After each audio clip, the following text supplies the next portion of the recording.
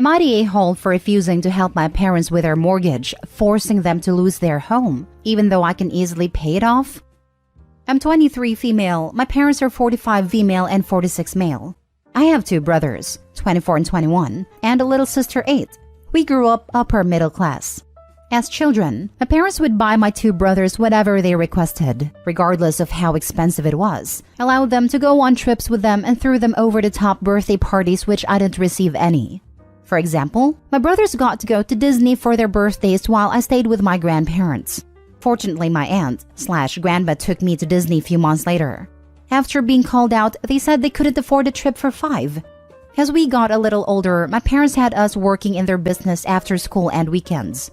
They gave both my brothers allowances for helping out while I didn't receive anything, though I was expected to do more. I wish it was just financial abuse though. My parents always said very hurtful things. They'd also make horrible comments when I entered the room, and I honestly still don't know what I did wrong. When my older brother graduated high school, they gave him an all-inclusive trip around Europe for the summer. When I graduated the next year, I didn't even get a party from them. I think the worst of it being they paid for both my brother's higher education, but told me to figure it out because they can't afford to pay for 3 college degrees. At 18, I moved in with my grandparents full-time and decided not to go to college because I didn't want to get into debt or put that burden on my grandparents, who offered to pay for some. I did, however, take them up on their offer to financially support me until I had a job. My grandma gifted me about $5,000 after moving in with her to help me start an online business I told her about. Long story short, my online shop blew up and made well over 6 figures my first year. Within 5 years, 2 online shops and a lot of investing in real estate and stocks, I now make way more money than my parents ever made combined. During the pandemic, my parents had to shut down their restaurant and are still struggling to make ends meet. They are also unable to pay for their mortgage and are afraid they'll go homeless if I don't support them. They also have a lot of medical bills after my father got into an accident and needed surgery for his knee. I, being so grateful for everything my grandparents and aunts have done for me, decided to get my grandparents their dream home and paid off my aunt's debts for medical school. After realizing I can also easily afford to pay off their debts/mortgage, my parents have been begging me, literally in tears, to save their home, but I refused. They told me I'm an a-hole and said I deserved my upbringing but that I shouldn't be punishing my siblings and forcing them out their homes for the actions of my parents. I'm not punishing my siblings though. I'll be more than happy to support them, especially my baby sister if she comes and stays with me or my grandparents. Am I the a-hole for watching them become homeless? Now for the top comments. Not the a-hole. As soon as you refused, the mask slipped. They told you that you deserved their mistreatment. It's very telling that they are aware they mistreated her. They acknowledged they were terrible parents to her by saying that. And yet, they still expect her to financially support them. They have some nerve. She owes them nothing and I'd be sure to tell them so. Not the a-hole. You reap what you sow. Where are the 2 brothers they gave so much to help them out? My younger brother, 21, is still in school and my older brother has a great tech job but has a family of his own and isn't able to support them much. Not the a-hole. But what do your grandparents think? Does it pain them to see their children like this? However, forgetting your parents for a minute, your siblings may resent you for life. Even your baby sister, for breaking up the family. You say baby sister can come stay with you away from her parents? I'd think long and hard about this. Maybe there is something you could do that meets in the middle. Like a deferred loan in writing or something. Just enough to not lose the house. This way is just a small favor. My maternal grandparents, the ones who took care of me growing up, are on my side and don't think it's right for my parents to ask me for anything. They obviously feel bad for their daughter's situation, but don't think it's my responsibility, especially when they've called her out multiple times and she didn't change. Also, they aren't really a fan of my father. As for my siblings, they're fully aware of my treatment and wish they did something growing up but couldn't. They don't blame me for not wanting to help. We have a great relationship and I plan to support my younger siblings, 21 and 8. My little sister doesn't know anything about this and hopefully is kept that way until she gets older. Next story. Am I the a-hole for refusing to help my sister throw a party and pay for a gift for our parents' 30th wedding anniversary? My sister, 29 female, is our parents' favorite. They have tried to hide it over the years, but for almost all of my 26 female life, it has been made perfectly clear that my parents care more about my sister. They know her favorite food, favorite color, favorite band, and generally things you're supposed to know about the people you are very close to / family. But they have always tended to forget mine and just give me my sister's favorite things. Other family members have pointed it out to them. My grandpa, who was the best to me growing up, called them out in front of everyone on more than one occasion for it. Like when I was 8, and they had a birthday dinner with my sister's favorite dinner instead of mine. Grandpa was like, "What the heck is this? Why did you make sister's favorite instead of Opie's?" My parents were all flustered and said it was just a silly mix-up. I'd say of the 16 birthday dinners I had with them, 15 of them were my sister's favorites and not mine. While the 16th one was only right because Grandpa forced his way into the kitchen to help that year. I was always a gamer and a reader. My sister loved makeup and dolls. So my birthday / Christmas gifts were often makeup and dolls. When people used to ask them what I wanted to be, they'd say what my sister wanted to be. I have brought up to them on multiple occasions that it hurts my feelings, but they never change. So I started to become more distant from my parents and don't make the effort I used to. My sister has acknowledged that she's aware of this stuff, but she still wanted me to help her throw a party for their anniversary and to go half with her on this really expensive gift she wants to get them. She told me about it over Christmas. The anniversary is in April. She wanted to go all out, but I told her I'm not doing anything that big to celebrate them and will not be putting all that effort in when they never make it with me. She told me that this would be helping her too. I told her she wants me to help her celebrate the people who show clear favoritism between their kids, but she doesn't see the big deal. We argued. She told me I was being childish and that I'm unfair to her / them. She told me if I don't help with the party and a gift, I am publicly shaming our parents and leaving it all on her shoulders. Am I the a-hole? Not the a-hole. Give them makeup and dolls. No, get them Grandpa's favorite. Opie, not the a-hole. Just forget about them and live your best life. Celebrate your grandpa though. He's the real one. Not the a-hole. Favoritism or not, you don't have an obligation to pay expensive gifts to your parents nor to throw big parties. It is nice if you can afford it and if you have a good relationship with them, but not given. Your sister calling you unfair when it was your parents showing clear favoritism is laughable. Did your sister ever stand up for you? Not that it was her role, but it would have been nice. Her behavior in this situation is really selfish. It's about what she wants and what your parents want, disregarding what you want once again. She didn't. Other family members did, but she'd say nice things to me after it happened. That was about it. So it's not really standing up.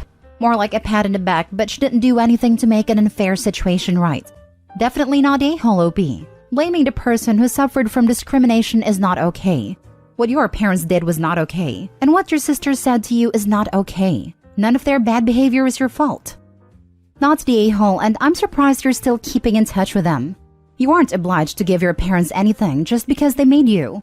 I hope you are surrounded by better people now. I have considered not being in contact with them anymore. Never took that step, but it has totally crossed my mind. I went low contact with my toxic family, and I couldn't be happier with my life. If you think it's something that will make you feel better and safer, then give it some more thought. Good luck. Next story. Am I the a-hole for not paying for the repairs for a car I gave to my nephew for free after buying myself a new one? Back in October, I decided to buy myself a new car, which is a used 2020 Jeep Compass. First vehicle I've gotten myself in over a decade. My nephew began college over the summer but had no car for transportation, and I was only going to get between $500 to $1,000 for it for trade-in or sale anyways. So, I decided to be a cool uncle and give it to him for free as his first vehicle. It was a 2008 Dodge and in pretty good shape. Drove well but had some problems such as oil pan leaking and some other minor work. So I brought it up with my brother, nephew's father, that I wanted to give my nephew my old car as a gift for free. I wasn't asking any money from them, but made it clear that they would have to pay for anything pertaining to the transfer to them and update the inspection or anything else that needed to be done. I also let them know of any problems with it that I knew of. When asked why I was getting a new car, I told them I had thought it was time, and I had a job and budget to get one. I had been thinking about it for a few years and finally decided I should just do it. They agreed and they took it to a mechanic they trusted and had to do about $540 worth of work on it. for brakes, inspection, oil pan, and some other minor work. He said not to worry about a bill, that he'd work it up later. My nephew was excited when we gave it to him when he was visiting on the weekend, so now he doesn't have to bum rides or take a bus. Well, a couple months go by and the mechanic finally gets around to making out the repair bill. That, like I said, came out to be about $540. Well, my brother now wants me to pay the bill and says I should have paid for all the work before I even gave it to my nephew. My response was, I told you what condition I knew of about a car, and that any repairs or transfer payments would be their responsibility. Now they are acting like I've cheated them somehow, when all I can think is that I gave them a car at no additional cost other than repairs, and somehow I'm the a-hole? What do you guys think? Should I have paid or chipped in for the repairs or what? Now for the top comments. Not the a-hole. You told them what the deal was. They accepted it. Now they want to change the rules. If they mention it again, politely tell them that if the repairs are too much, you'll gladly take the vehicle back. But those are the options. Either shut up and pay the bill or give it back. No good deeds goes unpunished. OP, tell them you want the car back. Then you'll sell it and make money off of it, since you don't want to burden them with a free car. Not the a-hole. I did something similar with a friend's son. I asked him for $1,000 for the car that he could pay over 10 months. He paid me $300 over 3 months. Complained about the work it needed, which I told him about, and his dad also looked at it with him. Tuned it out like teenage boys who think they're real mechanics do. And it broke down beyond repair 6 months into him owning it. He never paid me the other $700. His mom wouldn't hold him accountable. So I took the L and made a mental note that will just never do him a favor again. When I was younger, my father was going to buy a new car and trade in the old one. My neighbor heard about it and asked my dad if he could buy it. My dad reluctantly agreed because he believed mixing money and friendship was dangerous. Sure enough, after a month or so, the car died. My neighbor informed my dad about it and made him feel bad, so my dad paid him back all of the money. A few years later, my parents wanted to sell the house and move away. They told the real estate agent not to put up signs but to sell it quietly. When our neighbors discovered they had sold the house, they were upset because my parents hadn't told them, because they wanted to buy it for their son. My father was wise in his decision not to involve family and friends in money transactions. I've learned a valuable lesson. Last story. Am I the a-hole for not asking my ex when I am moving abroad?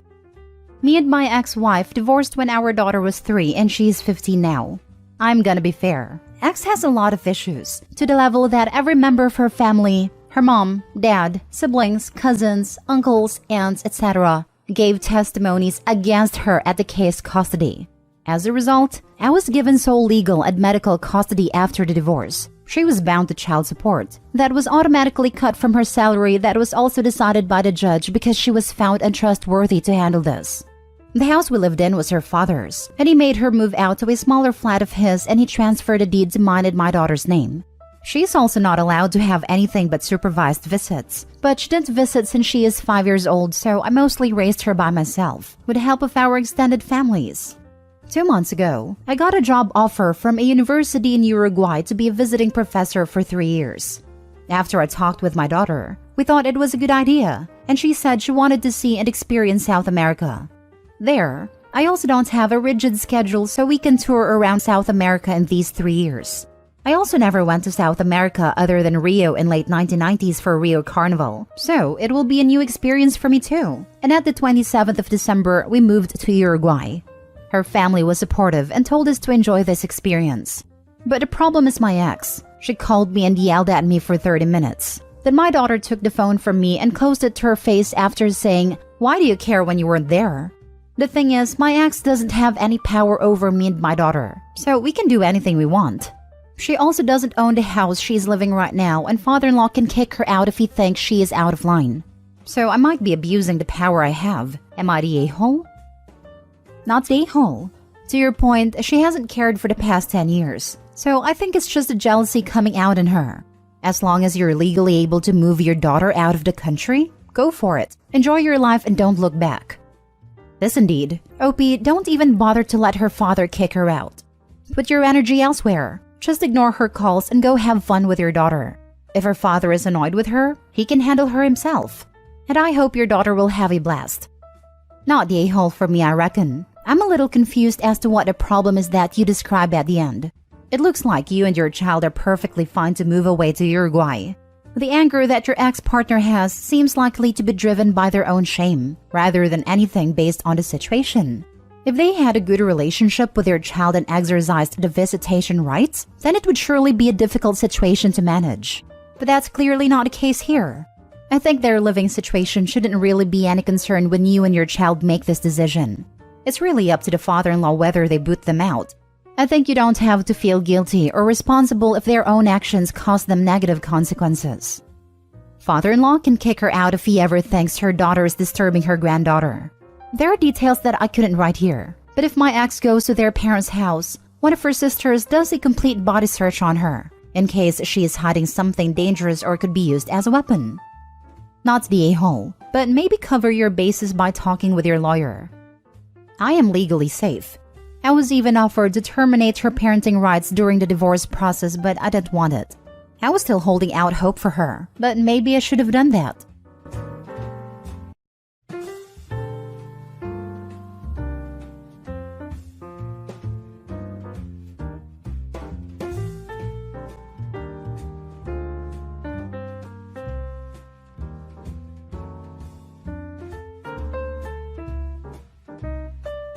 Update. Family suddenly against me, 27 male, not wanting anything to do with my ex and baby after finding out I'm not the father.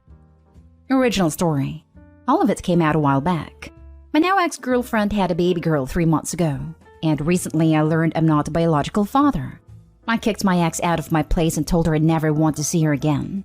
We had a few issues recently, and today I'm told by my parents and sisters that they don't agree with me not wanting anything to do with the baby because she's still my daughter.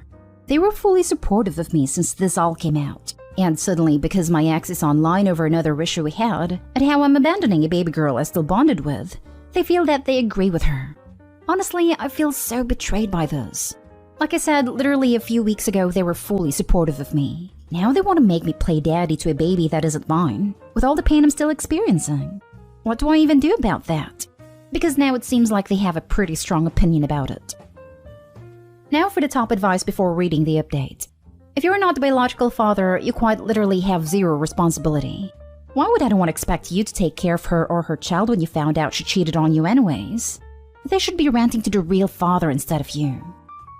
Because the ex is stirring crap up online. It also probably makes him look pretty bad to kick her and a baby out on the streets. I'm sure people are reacting emotionally. Could be his family had bonded with a baby and already thought of them as theirs? I don't know. It's not a simple situation when there are tiny humans involved, as much as everyone likes to pretend the world is black and white. However, I agree you don't let a cheater who tried to baby trap you with another man's child live with you, and you certainly don't raise the baby. I would frankly tell the family that if they feel so strongly about it, they can invest their time and money raising that baby and letting the mom move in with them. The only way their argument holds water is if they are willing to step up and do what they insist Opie does. Otherwise, they're just crap-talking dummies who won't put their money where their mouth is. You're an adult. Do what's right for you. Your parents and sisters have no say in this. They're most likely projecting their disappointment of having a baby in the family onto you. Stay the course and don't let them make you second-guess your choice.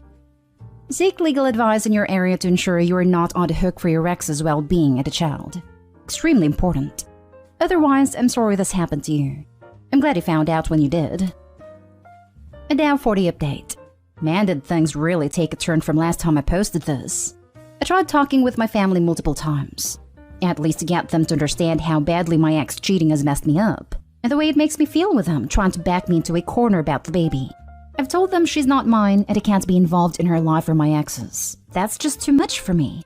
For a few days after, I thought they finally understood it. Then what do? My mom asks if they can come over to my place for some lunch, and they bring the baby too. Thank God it wasn't my ex too, or I probably would have lost my cool. This was the first time I ever raised my voice at my mom. It is to tell her to get the hell out. Her, my dad, and my siblings are trying to plead with me to just hold her and sit down to talk with them. Seriously, I couldn't freaking believe them. I didn't get physical, but in a way did have to push them out of my house. Got non-stop calls from them outside, and the baby was crying because they kept calling me from outside to let them in. It was a crazy time. My heart was even pounding. After that crap show, I called my mom up again to tell her I'm done with us. They're not to speak to me again. And if at some point I decide to let them back in, they are never allowed to ever bring up my ex or the baby. I told my mom I honestly can't believe she'd do that to me, her son after everything I've already been through. That betrayal hurts deep. She seems super apologetic, but that's not enough for me with the line they crossed. I'm sad that it had to come to me blocking them off for a long time. Most likely the rest of my life, since they seem so interested in having the baby in theirs, and I don't need that around me. Been spending more time with friends, going out, getting drunk, and having fun. It's a nice distraction, honestly. Here's hoping I finally have some peace. For what it's worth, I'm proud of you. Your family's all kinds of horrible, and you really stepped up and protected yourself there. This, my man. You set clear and firm boundaries that your family unfortunately don't care about. And the minute you give a damn about that child, your ex is going to use that as a leverage to get you to support her awful ways. For what it's worth, blocking family's hard, but family's supposed to have your back and tell you the honest truth when needed. But that isn't family you got right now. They're so blinded by grandchild that they don't care about the harm they're doing to their own son over having the baby around. If you've got friends with career opportunities outside of town, or things you've always wanted to do that family held you back on, now's your time. Find your new way forward. Good luck on your journey. I'm considering leaving once I know my name is off the birth certificate. Last chances of my ex are them trying to force the baby on me again. Also, I'm tired and feel I need something else in my life right now. Sounds like you need a lawyer if your name is on the birth certificate. No, the biological dad is getting his name added to the birth certificate. As far as I know, is fine with owing child support but won't be involved. It's really sad. To think they would be so invested in the idea of a grandchild that they're basically asking you to distort reality and completely disregard your own feelings to humor it. What indulgent, delusional, and baffling people. It sucks having to cut off family. But I want to make it clear. It had to be done, and you stood up for your own principles. A own pursuit of happiness here in a way I think you should take pride in. Be careful with drinking though, friend. I've lost years of my life to it, let alone my lifespan, and it never helps. If you find yourself drinking more and more, especially alone, then really reflect on that. Thanks for this. I see what you mean about the drinking. I've been kind of reckless with it, because right now it feels like I want to be in self-destructive mode to feel numb for a bit. But I'll try to monitor it and make sure it doesn't get too crazy. Next story is titled, Update. I, 31 male, am reconsidering my marriage after my father-in-law's death. Original story. We have been together for 10 years, married for 5. My father-in-law passed away at the start of the year, and it has been difficult. I have been there for her. I have taken over a ton of chores. I have been a shoulder to cry on, and I have made sure she has a space to talk about him and cherish his memory. Then it has struck me that she did none of this when my father passed away. He died 3 years ago. My wife was with me during the funeral, but she didn't let me break down or take time for myself. She always said that my dad wouldn't want me to cry about him, and I should carry on working. Pulling 70-hour weeks because that is what he would have wanted, for me to be a good family man like he was. I believed her and just pushed back all the emotions. I was only able to mourn and talk about him properly with my best friend. I thought it was fine then, and I didn't want to bother her. Right now, I feel like my father's death was something he had to deal with, while her father's death is something that happened to all of us. I know it is silly to compare and contrast, but this pattern holds for most of our marriage. Her emotions and problems are our problems, while my emotions have to be processed outside our family. I honestly don't know how to bring this up.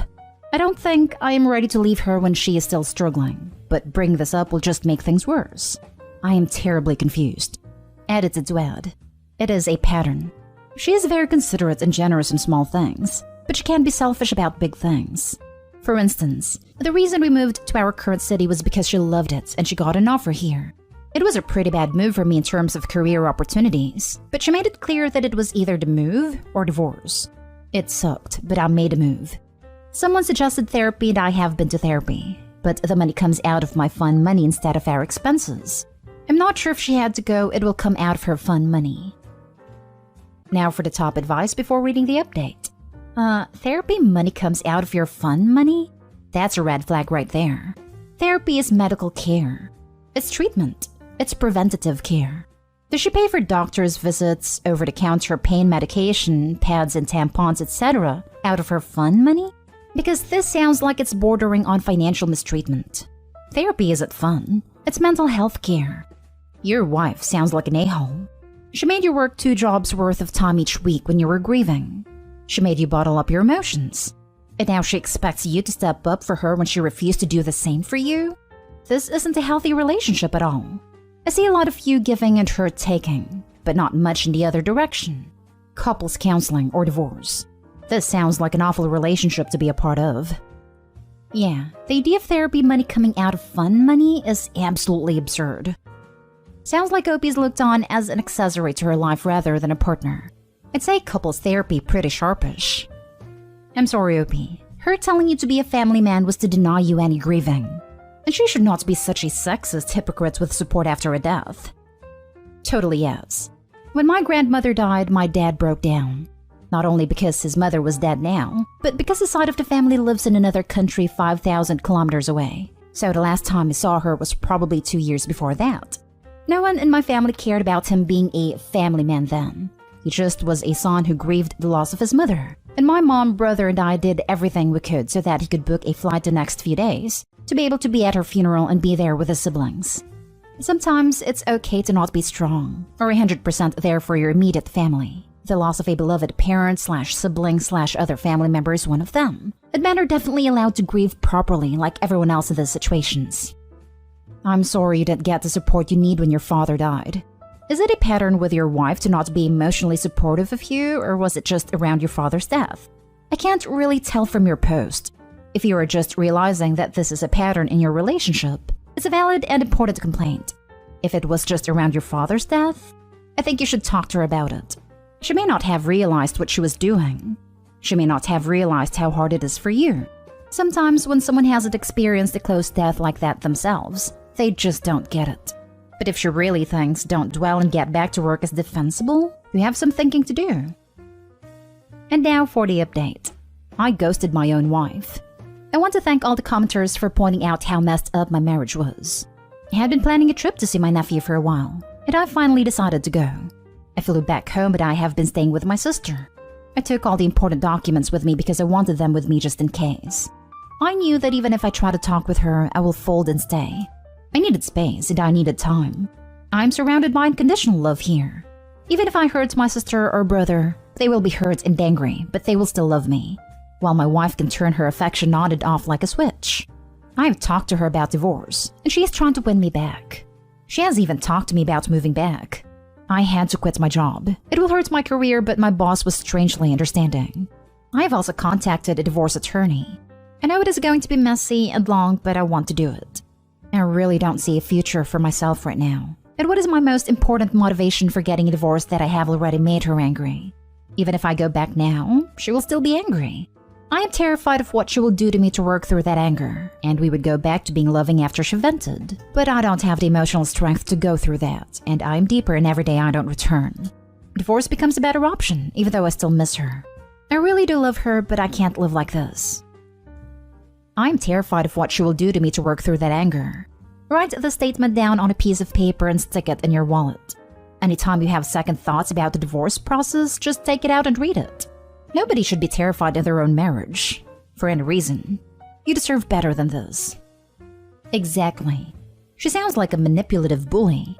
And the fact he is scared of her not buying her nice act reminds me of when the bully is forced to apologize by adults. You know the apology is performative art, and when they get chance to get you alone again? Honestly, solid advice. When I broke up with my last ex, I had to write a few of the things he did down, and read them over a few times whenever I missed him or felt weak.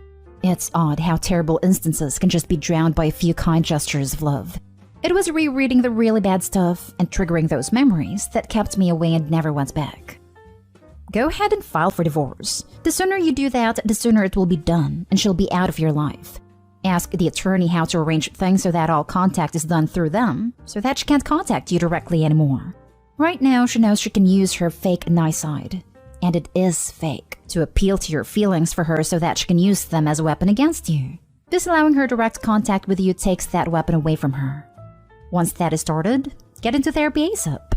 Doing so will help you break the addiction to her toxicity. We can become addicted to toxic people just like we can become addicted to substances. And that will help you stay strong and allow you to truly begin to heal from the damage your wife and marriage have caused you. I am talking to my attorney and we are going to file soon.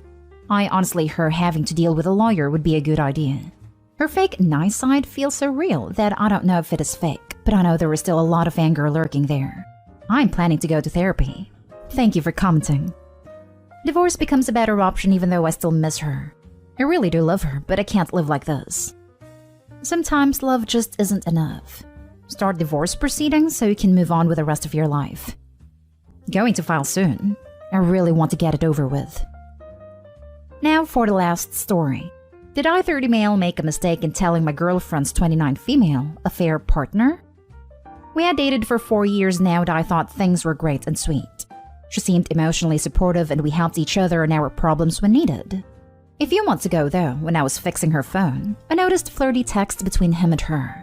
I told her to stop with the flirting, but despite her promises, I found out from her phone, when I had to fix it again, that they were hooking up. I went to my friend's house and texted both of them that I knew, and then my relationship was over. The affair partner then called me and said he had no idea she was still with me. She had told him that I was the abusive ex. He told me he wouldn't speak to her anymore and invited me to chat with him someday. The next day, my now ex-girlfriend came in and screamed me out of ruining a great thing.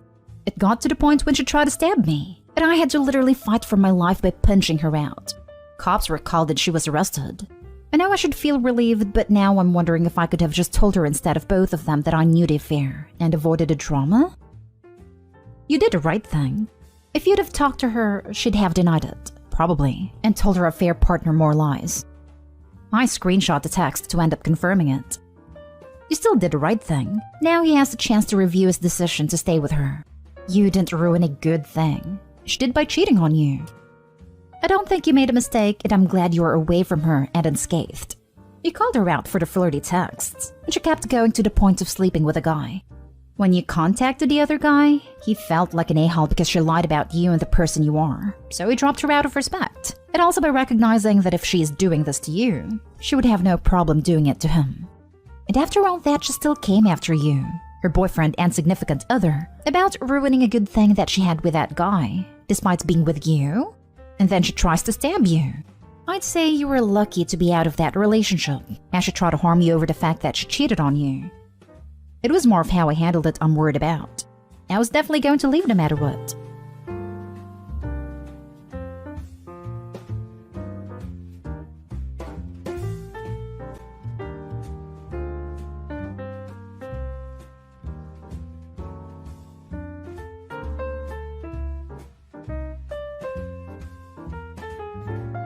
Update. Neighbor was catfishing women using husband's photos. Original post. My husband, 35 male, and I, 30 female, were married for 8 years but have been separated for the last 14 months, and I need help and advice on how to rekindle our relationship. We are currently not in speaking terms and all our arrangements go through our lawyers, but I will have an opportunity over Christmas to clear the air and set things straight, as he will be flying in from Sydney to spend time with the kids. So what happened? I received a Facebook message in September last year that my husband was talking and exchanging naked photos with other women on Tinder. We spoke on the phone for a bit, and the only proof she had was a screenshot of their conversations and his profile. Long story short, I downloaded Tinder and found his profile, with his location less than 1 kilometer away. I was convinced that he was cheating, and we had a terrible fallout that evening, which led to my family coming over to calm the situation. But instead, it escalated when my brother punched and grabbed hold of my husband. The neighbors called the police and my husband was asked to pack a few things and stay elsewhere for a while.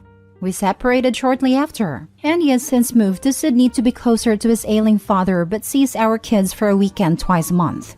Fast forward to the beginning of November this year. My neighbor rocked up at my doorstep to tell me that her husband was catfishing women on dating apps, using my husband's photos. He downloaded these photos from a MacBook that we lent him during COVID, and some of these photos were of intimate nature, and of me. The police are currently dealing with this. All of this has been relayed to my husband through his lawyer, but his response has been lukewarm, and he said we could talk about it over Christmas. I am so scared that we might be too far down the rabbit hole, and that he will likely push for a divorce. Even though I know that we love each other deeply, but this took a massive toll on our mental health, finances, and well-being of our 3 kids. What is the best way to approach him in December and make amends? Now for the top advice before reading the update. Wow, what a mess. I'm glad the police are involved in what that neighbor did. As for you and your husband, a lot is going to depend on two things. How much you both really do still love each other. How difficult it is for you both to have a truly serious, heart-wrenching, emotionally exhausting conversation. His logical side will likely understand why you thought it was true. After all, there were pictures. It would be easy to believe it was true.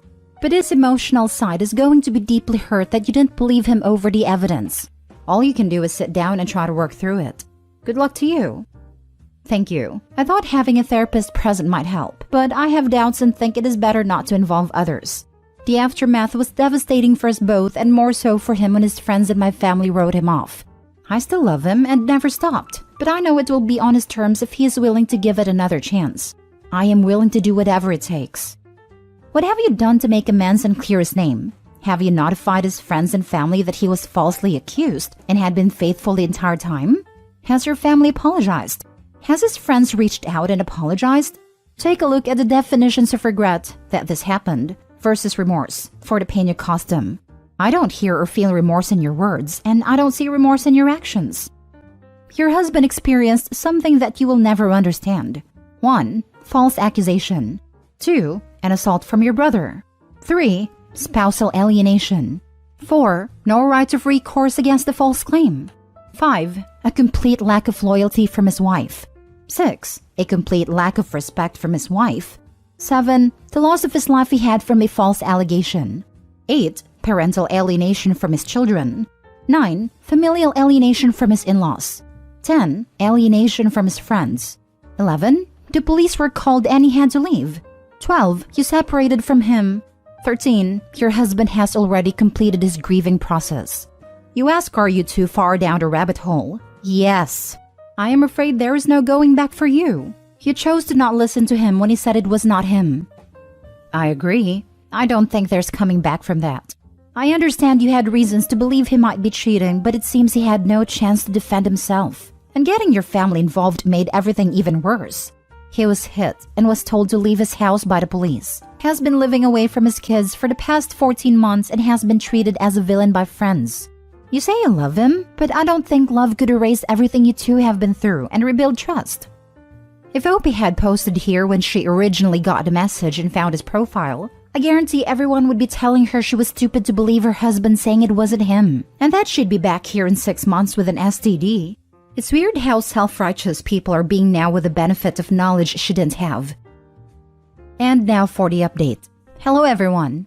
I have had quite a few people ask for an update on what happened after we discovered that my neighbor was using my ex's photos to catfish other women. Unfortunately, after having sat down and discussed things, it was decided that our marriage was beyond repair and that we should go our separate ways. He is currently in therapy and has requested that we have a clean break with no future contact in the future. I intend to respect his wishes and will continue to communicate through his lawyers on matters that concern our kids. I have since cleared the air with our families and friends and still actively works towards repairing his reputation. I would also like to clarify the attack and why my parents came over in the first place. The night of the argument, I called my mother to ask if I could drop off our kids and if they could spend the evening there, but she was concerned about my emotional state and asked that I stay put and they would come to fetch the kids instead. They arrived, and my brother opted to stay outside while my parents came inside to grab the kids and their bags. At this point, my father asked to talk to my ex and calm the situation, and my mom dragged me away to get the kids and their bags ready. My brother was very confused when we came outside and was triggered by my mom saying that my ex might have cheated. My brother reacted the moment my ex walked out and grabbed my arm in a non-violent way, leading to the punch and scuffle on the front lawn. He was remorseful and apologized even before we found out my ex was not to blame. It is a series of unfortunate events that has changed many lives and robbed my family of our love and happiness. Now, I have to focus on my kids, my depression, and coming to terms with the divorce. I will never forget, but hopefully the pain won't be as intense. I feel so horrible for your husband. He needed help. He was a victim. He needed his wife, the one person who should always be by his side. And instead, you divorced him and allowed a brother who would be triggered by events to be there. He was hurt. He lost his family and he lost his wife. My heart breaks for him. What do you mean coming to terms with a divorce? You refused to hear him out. What is there to come to terms with? The fact you wouldn't hear him out? Please, if you ever cared for him, even the tiniest bit, do not attempt to rekindle with him. He may be desperate and go for it, but he needs to heal. He needs to find someone who will genuinely back him, love him, and trust him. You've done a lifetime of damage to him. Edit. You say, it is a series of unfortunate events that has changed many lives and robbed my family of our love and happiness. But it was your lack of belief in your husband, refusing to hear him out, and either spreading the lie or allowing the lie to be spread that destroyed his life, your kids' lives, and robbed them of their love and happiness. Quit acting like you were powerless in all this. You could have heard him out, let him prove it wasn't him, and tried to find a different path. Instead, you rocked up with a violent brother and took the kids. You either allowed lies to spread uncontested or spread them yourself. The man will be much better away from you. Recommend this place to those who are considering living with you. Let them read what you wrote. Let them know that you started a conflict by manipulating everyone. And now you are narcissistic enough to act as if everything happened by itself and you are the victim. You didn't explain to your family what you said on the phone. If you hadn't manipulated them, the whole family and your brother wouldn't come to pick up the kids. I guess this is the first time your brother has attacked someone. And don't try to hide yourself. You're a lousy person. I would be carrying that neighbor to court for identity theft, digital theft, revenge crime, and emotional damages for destroying my marriage. Oh yeah, that would be my first course of action soon as I heard of it. Since OP has already been talking to and through a lawyer, I don't think it'd be crazy to ask either who could help her in this case. Oh my god, this is awful. What do you bet that the bastard neighbor gets a slap on the wrist? Hopefully not, but I would not be surprised if that was the case. I do hope they at least sue the heck out of him. Hopefully OP put neighbor on blast on Facebook, next door, the local newspaper, etc. I would go 100% nuclear revenge at that point. Next story. Update. I introduced my brother-in-law to the woman he cheated on my sister with. Original post. I, 23 female, feel like such a jerk. My sister Gwen, 38 female, has been married to Jacob, 39 male, for 10 years. I've had a best friend Ellie, 21 female, since middle school.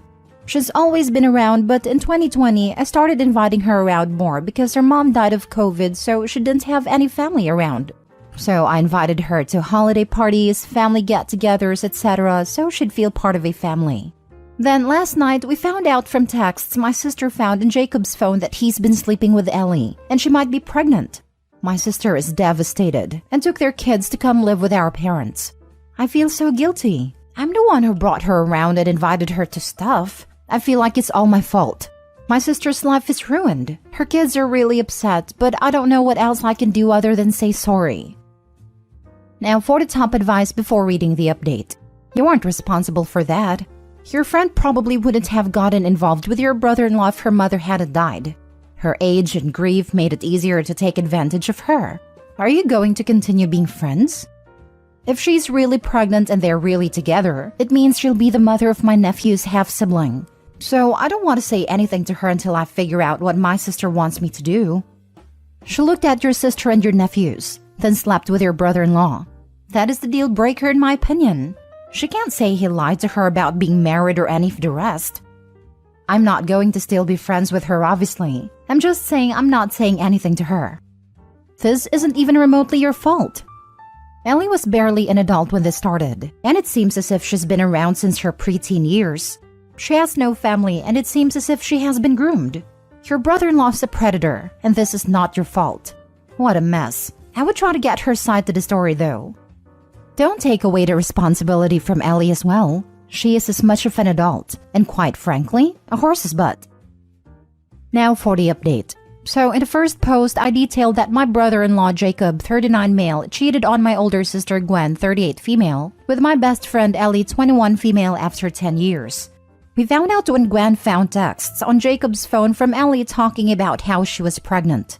My sister is still really upset. She's not doing well at all.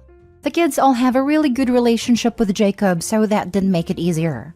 They were asking about him constantly and crying for him. She went back home 2 days ago. She's living in the main part of the house while he's living in a garage apartment. My sister asked me to talk to Ellie to find out as much of her side as we can. She is pregnant, and apparently her and Jacob have been dating a while. He told her my sister had a drinking problem and was emotionally abusive to him and the kids. I told her that was all a lie, and if she really thought that was true, why wouldn't she talk to me about it? She said she thought I'd lie for my sister. I know you all probably think I'm crazy because I'm so emotional when I'm not usually, but I'm so sad for my sister. But also, I feel guilty because I also just sat down and sobbed the other day. Because she was my best friend for so many years, and she must completely lied and misled me and made up stories to keep her dating him a secret. She wasn't really my friend at all, and I had no idea. And I know this is about my sister and her kids and not me, but I feel so sad about that. A lot of people seemed confused about when they met. 2020 was just when her mother died and I started bringing her to big family events, holidays and stuff. Jacob and Ellie have known each other since me and her became friends when we were kids, because my sister was still living at home when they started dating. I wouldn't ever say that him and Ellie were particularly close or anything, so I don't know if any grooming or anything like that happened. Ellie doesn't have any family, so I don't know who would even look for proof of that or not. My sister has already hired a lawyer. Jacob says he's sorry about the infidelity, but says he's ready to move on with Ellie. Everything just really sucks now. The only one who doesn't seem affected by any of this is Jacob, who has just been acting completely normal and just hanging out with the kids a lot. My sister said he almost seems cheerful about all of this. To hell with Jacob and Ellie.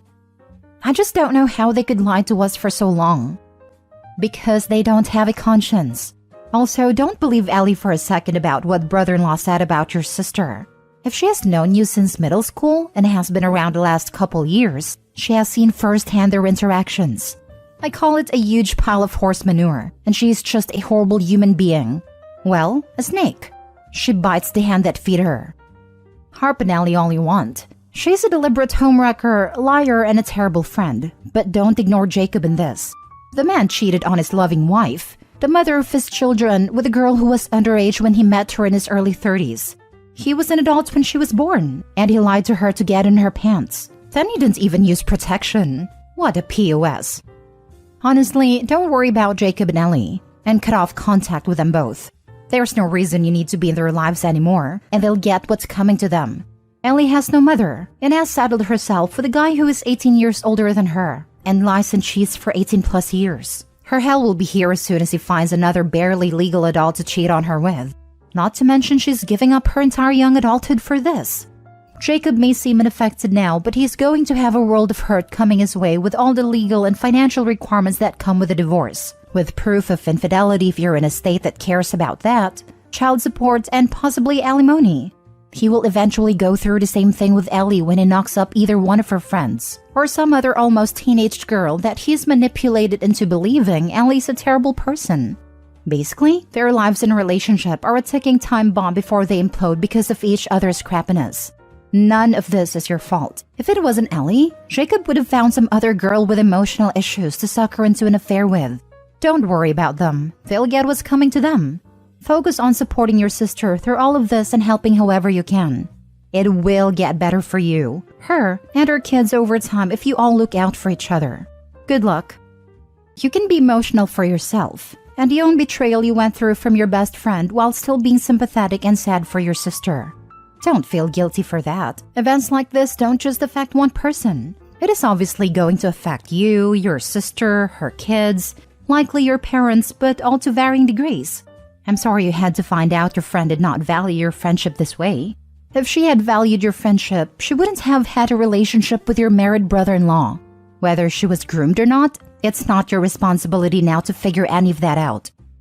Thank you. It's just a really hard time, so I think I just don't know what I feel bad about.